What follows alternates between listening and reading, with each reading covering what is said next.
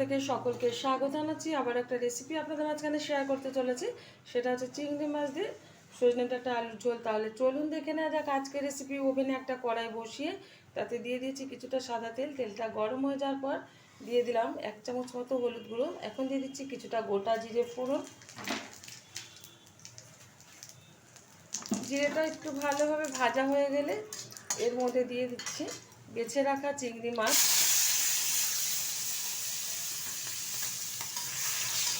হালকা করে চিংড়ি মাছটা একটু ভেজে নেব।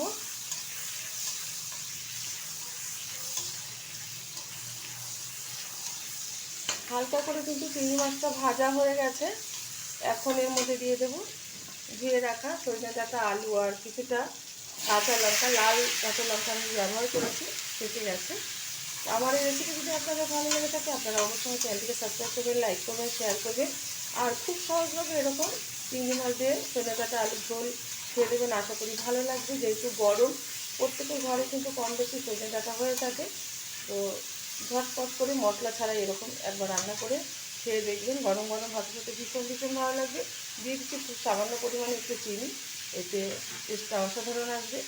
দিয়ে দেবো পরিমাণ মতো লবণ, যতটা ঝোল রাখবো সেই অনুযায়ী কিন্তু লবণটা ব্যবহার করলাম। 1 থেকে 1.5 মিনিট মতো একটু নেড়ে চেড়ে নেবো, তাহলে কিন্তু সবজির যে কাঁচা গন্ধটা তাহলে সেটা বেরিয়ে আসবে।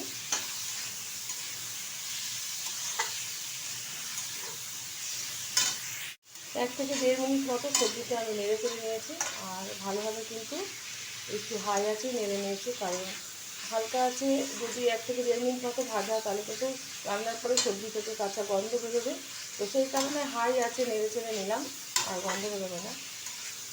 এখন এর মধ্যে দিয়ে দেবো একটু কালার আসার জন্য কাশ্মীরি লঙ্কার গুঁড়ো, নাহলে কিন্তু সাদা সাদা ভাব থাকবে তরকারিটার। অনেকেই সাদা তরকারি অপছন্দ করেন, কালার না হলে খেতে চায় না, তো তারা অবশ্যই একবার এরকমভাবে কাশ্মীরি লঙ্কার গুঁড়ো ব্যবহার করবে।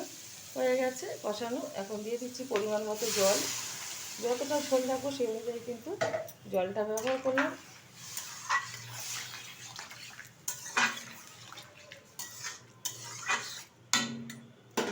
ঢেকে দিচ্ছি 15 মিনিটের জন্য। ঢাকনাটা তুলে দিচ্ছি।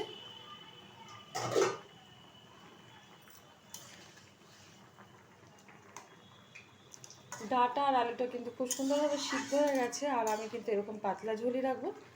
এখন নামিয়ে নেব, হয়ে গেছে। ঢেলে দেবো একটা পাত্রে। দেখা হবে পরের ভিডিওতে নতুন কোনো রেসিপি নিয়ে। ধন্যবাদ।